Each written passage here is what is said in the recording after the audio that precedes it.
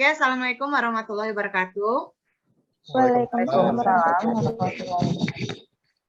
Perkenalkan, saya Ayu Marlina. Saya dan Ibu Betari Safitri sebagai MC dalam podcast yang membahas tentang isu kontemporer. Perkenalkan, kami dari Angkatan 2, Kelompok 2, Grup 2, Latsar CPNS 2022 yang akan membahas tentang isu temporer dengan 3 pembicara. Yang pertama ada Ibu Yani Ria Wulandari yang membahas tentang isu narkoba.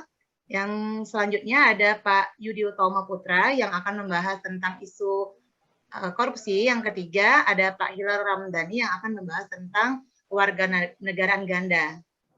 Langsung saja ya kita beri kesempatan untuk pembicara kita yang pertama. Dipersilakan Ibu Yani Ria Wulandari. Oke, terima kasih Ibu Ayu. Oke, di sini saya lebih yang isu tentang narkoba ya. Dan saya di sini tuh tertarik ke isu narkoba di kalangan remaja ya. Menurut saya tuh untuk isu narkoba di kalangan remaja ini merupakan masalah besar ya yang kita hadapi oleh bangsa kita. Kenapa? Karena remaja itu adalah generasi penerus untuk kita ya. Tapi untuk remaja kita saat ini menurut saya itu sifatnya itu yang mudah terpengaruh, terutama untuk kalangan laki-laki atau prianya atau cowok gitu kan. Mereka itu menurut saya itu lebih mudah terpengaruh. Wajar ya kalau yang remaja itu rasa keingintahuannya itu yang tinggi, tapi menurut saya juga mereka itu pengetahuan tentang narkoba itu sendiri itu kurang. Makanya mereka itu sering menyalahgunakan tentang narkoba. Awalnya nyoba-nyoba, akhirnya mereka kayak terjadi tergantungan gitu loh. Dan akhir-akhir ini tuh juga saya sering gitu melihat banyak kasus tentang penyalahan narkoba dan pelakunya itu dibilang masih sangat muda ya, karena pelakunya itu masih pelajar dan mahasiswa dan biasanya itu mereka itu kalau menggunakan narkoba itu kadang di kos-kosan yang jauh dari orang tua ya, kurang pantauan dari orang tua, terus atau di tempat nongkrong mereka, atau mereka mempunyai base camp sendiri. Nah, mereka itu sering nyoba-nyoba atau ayo sini ikutan make ini enak kok atau gimana. Nah, dari situ nyoba-nyoba akhirnya mereka tergantungan gitu. Dan menurut saya itu sangat miris ya untuk melihat masalah tentang isu narkoba gitu di remaja gitu, Bu. Itu sih menurut saya gitu. Sangat menarik ya Ibu Yani, di mana kita ketahui memang para remaja itu yang sangat mudah terpengaruh dengan seperti narkoba ini karena mereka masih labil dan pengen coba-coba yang seperti Ibu jelaskan tadi kan, karena dipengaruhi oleh lingkungan sekitarnya juga, misalnya lingkungannya buruk, ya ikut juga ke lingkungan yang buruk. Nah, saya ada pertanyaan nih Bu, gimana dampak narkoba tersebut terhadap remaja, dampak ke generasi penerus bangsa dan ke negaranya gimana Bu? Oke, kalau menurut saya pribadi ya, kalau dampak ke remajanya sendiri itu cukup banyak ya, kayak menyebabkan penurunan atau perubahan kesadaran, menghilangkan rasa, atau mengurangi hingga menghilangkan rasa nyeri. Itu emang khusus untuk kalau menghilangkan rasa nyeri itu kan biasanya kita gunakan narkoba itu untuk ini ya, pengobatan gitu ya. Tapi yang yang susah atau efeknya atau dampaknya itu yang tidak bagus itu ya yang menimbulkan ketergantungan itu tadi kan kitanya jadi ingin mencoba ingin memakai, terus kalau tidak memakai kita rasanya itu tidak enak atau perasaannya tidak was-was atau bagaimana, jadi membuat orang tergantungan, terus membuat emosi dari remaja itu tuh jadi tidak terkontrol dan mudah marah dan tersinggung, terus adanya perilaku menyimpang dari remaja tersebut, terus menurunkan prestasi, kedisiplinan, dan nilai-nilai dari pelajarannya tersebut. Nah, dari bahayanya memakai narkoba itu sangat besar pengaruhnya ya terhadap negara. Jika sampai terjadi pemakaian narkoba secara besar-besaran di masyarakat, maka bangsa Indonesia akan menjadi bangsa yang sangat sakit, dan apabila terjadi demikian, negara akan jadi rapuh dan ketahanan nasional kita pun akan lemah gitu, karena remaja itu adalah generasi penerus kita ya. Bagaimana kalau generasi penerus itu menjadi rapuh ya, efeknya bakal negara kita akan rapuh gitu kan.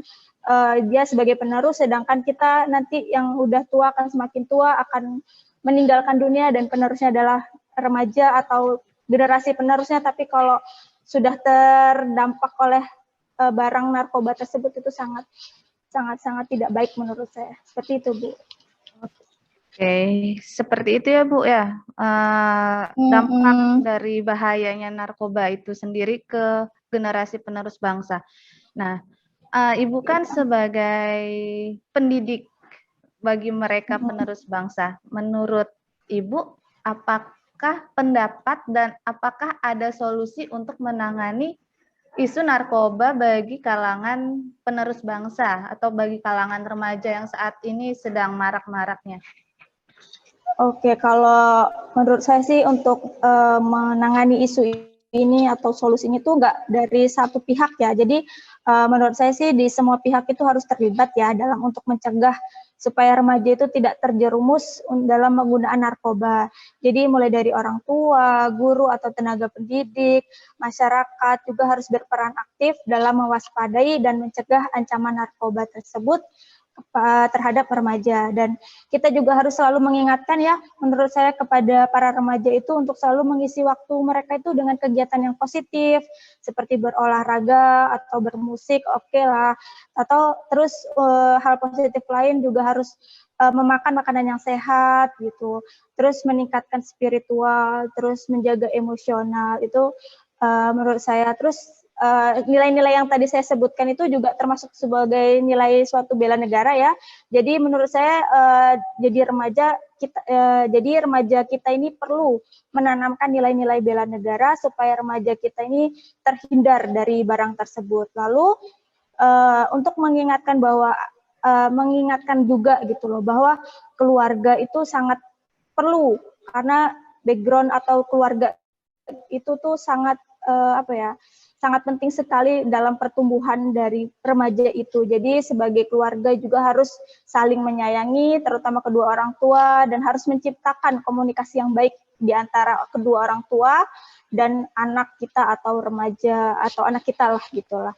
Gitu menurut saya. Jadi peran keluarga juga sangat penting. Jadi komunikasi itu harus utama dan harus sangat penting gitu. Itu Bu, menurut saya sih. Terima kasih.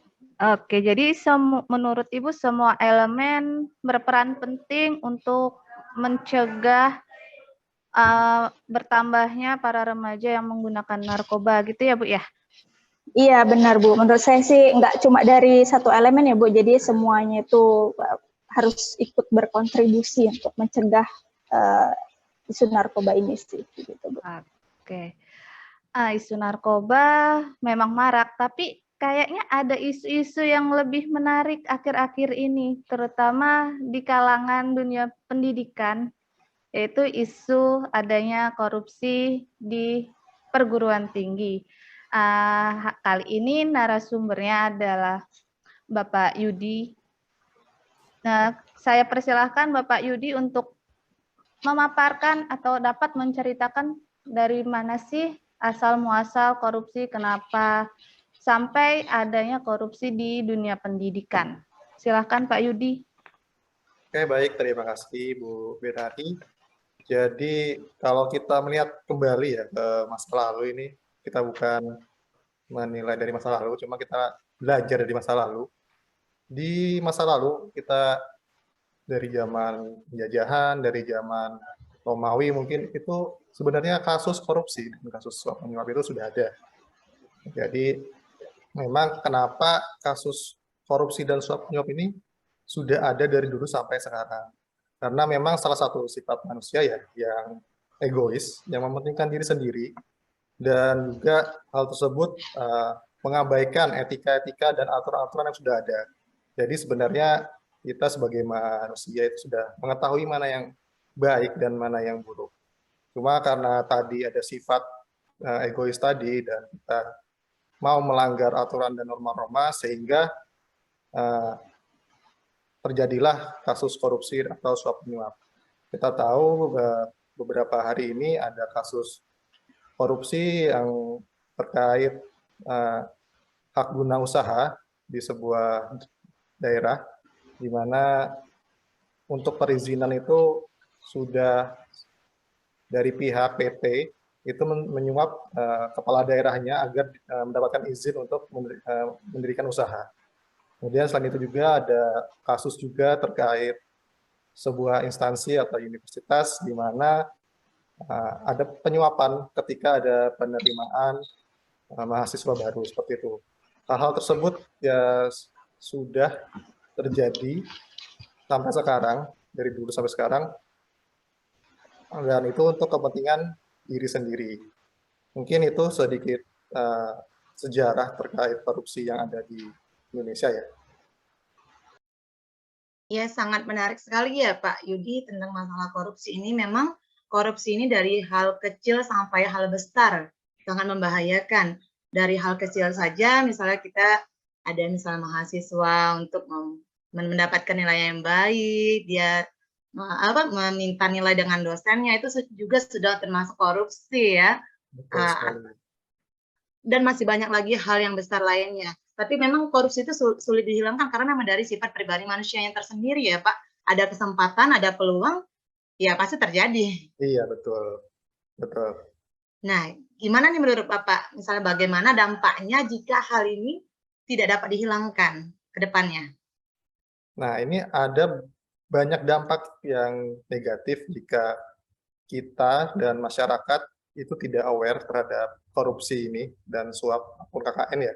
Salah satunya misalnya nih, kita sudah terbiasa dengan mendengar kasus korupsi dan kita membiarkannya saja, lama-lama hal tersebut menjadi biasa. Takutnya itu menjadi hal yang wajar, sehingga lebih baik kita ketika melihat sesuatu yang tidak baik, kita berusaha untuk melawannya seperti itu. Kemudian yang kedua itu hilangnya moral bangsa. Ini kan kasus korupsi kan misalnya di Indonesia, cuma beritanya itu bisa menjadi ke luar negeri, ke berbagai daerah lah. Nah, itu merupakan hal negatif yang akan diterima oleh bangsa kita. Kemudian yang ketiga, tentu saja merugikan negara.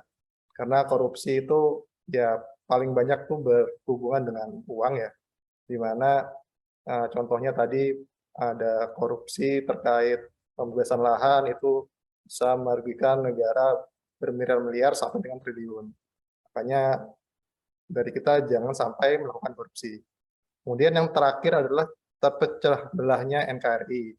Kenapa bisa terpecah belah NKRI? Karena dari sini masyarakat bisa menilai bagaimana sebuah sistem di pemerintahan. Sehingga takutnya jika hal ini berlanjut terus, rakyat menjadi kurang percaya kepada pemerintah. Seperti itu. Oke, jadi korupsi itu dapat memecah belahnya NKRI. Begitu, Pak? Betul, betul. Terus, lalu menurut Bapak, bagaimana sikap kita agar kita terhindar dan tidak terjerumus dalam lingkaran korupsi tersebut? Walaupun korupsi kecil-kecilan ya, misalkan kayak yang tadi kata Bu Ayu, mahasiswa minta nilai, walaupun nilainya kecil tapi anaknya baik, nggak apa-apa deh kan kamu baik. Itu bagaimana menurut Bapak kita untuk bersikap menangani hal tersebut? Oke, baik, terima kasih. Nah, hal tersebut banyak faktor ya, banyak faktor yang dapat kita lakukan agar hal tersebut tidak dilakukan. Pertama itu dari faktor diri sendiri, di mana masing-masing dari kita itu menanamkan sifat anti korupsi. Jadi dari kita kecil mungkin kita bisa menanamkan sifat itu mulai dari anak-anak kita, dari kita sendiri, bahwa hal tersebut tidak baik. Jadi ketika kita sudah menanamkan hal tersebut, ketika kita dihadapkan dengan situasi tersebut, kita sudah aware atau sadar bahwa oh ini nggak baik nih, ini sebuah hal yang tidak baik, saya tidak boleh ada di sini. Seperti itu. Kemudian dari segi pemerintah juga punya peran di sini untuk menguatkan hukum dan menindak tegas pelaku korupsi. Jadi ketika hukum itu lemah, maka pelaku korupsi itu akan merajalela. Dan ketika hukum itu kuat, maka secara langsung pelaku korupsi juga akan menjadi takut dan orang-orang akan berkurang untuk melakukan korupsi. Harapannya semua orang bisa menghilangkan sifat korupsi tersebut. Kemudian yang terakhir dari masyarakat juga, kita harus sama-sama melihat dan memahami ketika ada sedikit seperti kegiatan korupsi tersebut, meskipun dari keluarga, dari teman atau dari sosial, kita bisa memberitahu atau mengasih masukan kepada pelaku tersebut untuk tidak melakukannya. Seperti itu. Meskipun ya kita tidak tahu ya, nanti itu orangnya mungkin akan bisa berubah atau tetap berlanjut, cuma kita sudah berusaha untuk membantu agar negara kita bebas dari korupsi. Menurut Bapak, apakah Indonesia bisa bebas dari korupsi? Insya Allah bisa, tidak ada yang tidak bisa di dunia ini, selama ada kemauan. Oke. Next topik kayaknya makin berat ya Bu Ayu ya, dari topik narkoba, korupsi. Sekarang narasumber dengan topik ketiga itu berkaitan dengan kewarganegaraan ganda. Apa sih Pak? Bisa tolong ceritakan apa sih? Isu apa sih itu gitu? Kewarganegaraan itu isu yang seperti apa? Silahkan Pak Hilal. Oh, baik Bu Betari. Jadi kewarganegaraan itu merupakan suatu konsep di mana seseorang itu bisa memiliki dua identitas yang berbeda secara bersamaan. Sebagai contoh misalkan, Indonesia di tahun 1958 pernah menerapkan dua kewarganegaraan terbatas antara Indonesia dengan China.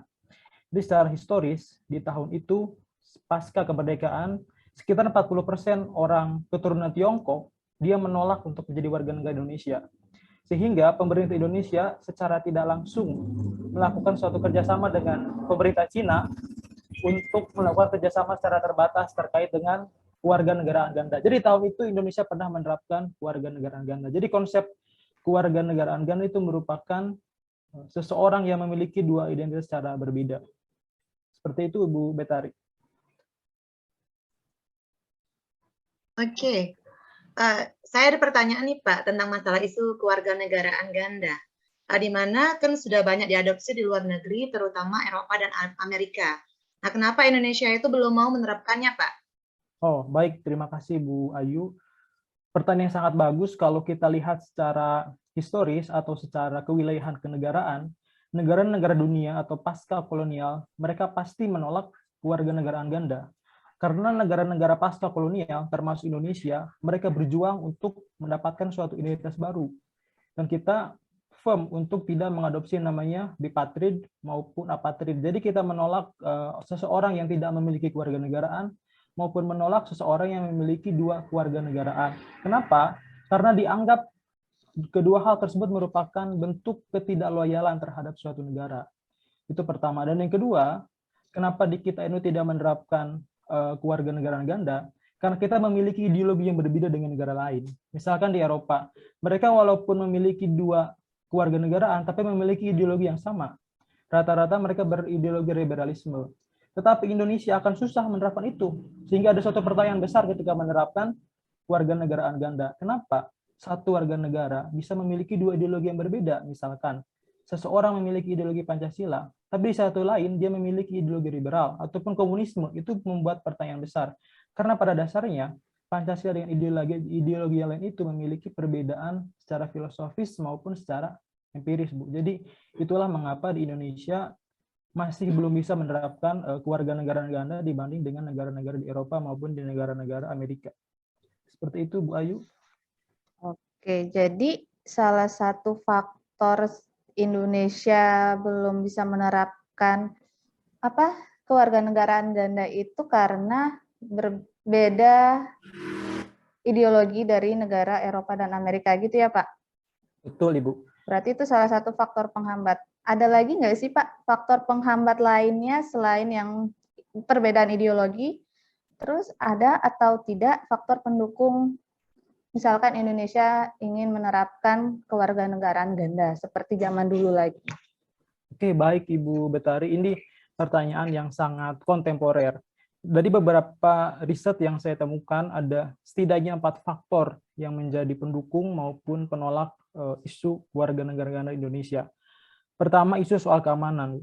Jadi kewarganegaraan ganda dianggap sebagai faktor lemahnya keamanan Indonesia. Pertama soal nasionalisme atau loyalitas. Orang yang memiliki kewarganegaraan ganda cenderung ketika negara terjadi konflik dia akan memilih untuk ke negara yang aman daripada ikut berjuang. Misalkan Ukraina. Ukraina itu dia ketika diserang oleh Rusia, warga negaranya tidak membela Ukraina. Mereka memilih untuk kabur ke luar negeri karena lebih mengamankan dirinya daripada berjuang pada negara. Faktor keamanan ini berpengaruh besar terhadap penolakan kewarganegaraan ganda. Selain itu, faktor kedua adalah soal partisipasi politik. Ada pertanyaan besar apakah mereka yang memiliki kewarganegaraan ganda boleh mencalonkan menjadi seorang pemimpin misalkan Indonesia ataukah tidak boleh. Nah, faktor partisipasi politik inilah yang menjadi penghambat besar kenapa kewarganegaraan ganda tidak boleh ada di Indonesia. Sedangkan faktor pendukung kenapa kewarganegaraan ganda ini harus ada bahkan didorong oleh kelompok-kelompok diaspora. Pertama adalah isu hak asasi manusia. Jadi Indonesia ini memiliki sejarah di masa lalu terutama terkait dengan mahasiswa eksil.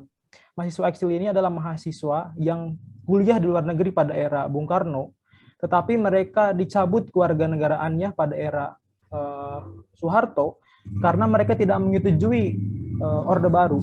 Nah, mereka ini yang sampai saat ini masih ada di negara-negara Paraha maupun negara-negara Ceko. Dan mereka berharap untuk bisa mendapatkan kewarganegaraan ganda agar kembali menjadi orang Indonesia.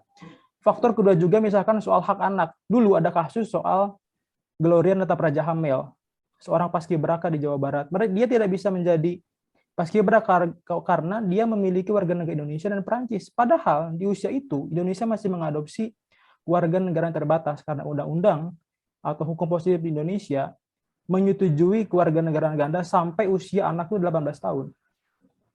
Dan yang kedua adalah isu ekonomi. Kan seseorang itu hidup dalam hukum positif. Hukum positif itu adalah hukum di tempat dan di waktu tertentu. Lah orang-orang diaspora, mereka tidak bisa mendapatkan akses ekonomi karena kewarganegaraan ganda mereka berbeda. Kan dia orang Indonesia, tapi dia bekerja di Jerman misalkan. Dia terikat oleh hukum Indonesia, sehingga dia tidak bisa memiliki hak-hak atau fasilitas-fasilitas yang dimiliki oleh orang-orang asli pribumi, sehingga mereka menginginkan yang namanya kewarganegaraan ganda untuk mendapatkan fasilitas-fasilitas ekonomi di negara tempat mereka berada. Seperti itu, Bu Betari. Sedikit ini ya Pak, bukan sedikit lagi sih, sangat rumit sepertinya permasalahan kewarganegaraan ganda nih ya Pak. Betul, Bu. Nah, jadi mungkin Indonesia juga punya pandangan sendiri terhadap kewarganegaraan ganda. Jadi tidak semudah itu untuk mengadopsi tentang kewarganegaraan ganda. Nah, gimana Pak solusinya agar Indonesia itu dapat terselesai dari permasalahan kewarganegaraan ganda ini? Oke, bagus. Terima kasih Bu Ayu. Ini juga menjadi formulasi pemerintah sekarang untuk lebih mengakomodir para diaspora, tetapi tetap mempertahankan identitas bangsa. Menurut saya ada beberapa faktor yang bisa menjadi solusi tepat terkait dengan penerapan kewarganegaraan ganda. Pertama, kewarganegaraan ganda hanya ditujukan secara terbatas. Jadi kepada orang-orang tertentu saja, tidak semua diaspora yang bekerja di luar negeri kemudian dia bisa mengajukan kewarganegaraan ganda. Menurut saya perlu ada namanya skala prioritas yang harus diutamakan dulu masuk di dalam undang-undang kewarganegaraan ganda. Pertama itu jelas orang-orang eksil. Mereka itu sudah tua dan mereka hanya berharap menjadi warga negara Indonesia. Sehingga hanya ada unsur moralitas saja mereka ingin mendapatkan kewarganegaraan ganda. Kedua, kewarganegaraan ganda itu dalam aturan sebaiknya tidak di 18 tahun. Karena rata-rata 18 tahun adalah usia di mana anak-anak diaspora itu masih studi di negara tempat berada. Sehingga ketika dia harus memutuskan warga negara mana yang dia ambil, itu akan menjadi dilematis. Dan hak anak akan terpengaruh, sehingga yang paling bagus adalah memperpanjang usia kewarganegaraan terbatas tidak 18 tahun. Misalkan jadi 25 tahun setelah anak tersebut sudah selesai studi dan mendapatkan pekerjaan, sehingga dia bisa memilih secara rasional untuk negara mana tempat dia berada. Jadi warga negara mana tidak bisa diputuskan atau bisa diberlakukan pada semua orang, tetapi harus secara terbatas kepada kelompok-kelompok yang memang tidak membahayakan keamanan juga tidak berdampak besar pada perdebatan ideologi di negara Indonesia sendiri. Seperti itu, Bu Ayu. Ya, sekarang jadi banyak ya Pak tugas pemerintah untuk menyelesaikan masalah-masalah isu kontemporer ini ya. Ini Iya. aja bahasannya baru 3 nih, Bu Betari. Dari ada korupsi, ada narkoba, ada keluarga negaraan ganda, dan masih banyak lain kan isu-isu kontemporer yang lain. Ya, Jadi ya kira-kira dari pembicara kita yang 3 ini ada diskusi lain nggak tentang terkait solusi kedepannya pemerintah, gimana nih cara solusinya menyelesaikan isu-isu kontemporer yang berkembang? Kira-kira ada? Agar Indonesia tidak terpecah belah, gitu. Agar kita tetap bersatu bersama. Iya Bu, kalau menurut saya sih konflik itu pasti akan ada. Jadi perdebatan itu akan ada. Tetapi justru itulah yang membuat bangsa ini maju. Misalkan demokrasi itu kan kita paham dengan demokrasi. Paham demokrasi itu tidak akan bertumbuh kalau tidak adanya konflik. Jadi perdebatan isu, perbedaan pandangan, konflik itu justru bukan menghancurkan, tapi tetap merawat kebangsaan dan kenegaraan Indonesia, Bu. Iya, benar sih Bu. Terus yang terpenting menurut saya sih ya itu ya nilai-nilai Pancasila, Undang-Undang Dasar itu harus benar-benar ditanamkan banget gitu dari sejak kecil gitu biar kita tetap bersatu gitu. Menurut saya seperti itu sih Bu. Gimana Ibu Betari? Gimana Pak Yudi? Ada tambahan lagi? Ya, mungkin sebagai salah satu langkah pertama kita bisa mulai dari diri kita sendiri untuk saling menjaga agar kita dijauhkan dari segala macam yang tidak baik ya, peluang-peluang yang tidak baik, seperti itu.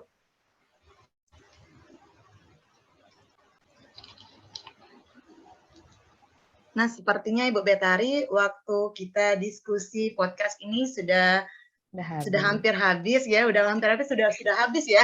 Sudah habis. Kalau diterusin bisa, nggak tahu kapan selesainya kan. Mungkin kita bisa lanjutkan di lain waktu atau lain hari. Untuk para pembicara kita, Ibu Yeni, Pak Yudi, dan Pak Hilal, terima kasih. Informasi dan pembahasan yang sangat menarik dan sangat bermanfaat ya bagi kita untuk tahu isu-isu yang berkembang sekarang.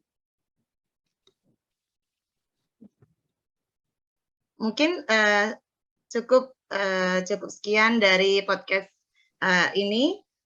Saya akhiri ya Bu Betari, kita akhiri ya. Ya. Kita akhiri. Wassalamualaikum warahmatullahi wabarakatuh. Waalaikumsalam warahmatullahi wabarakatuh. Terima kasih Bu Ayu, Bu Betari. Terima kasih Bapak, Ibu. Para narasumber. Terima kasih Bu, Bapak.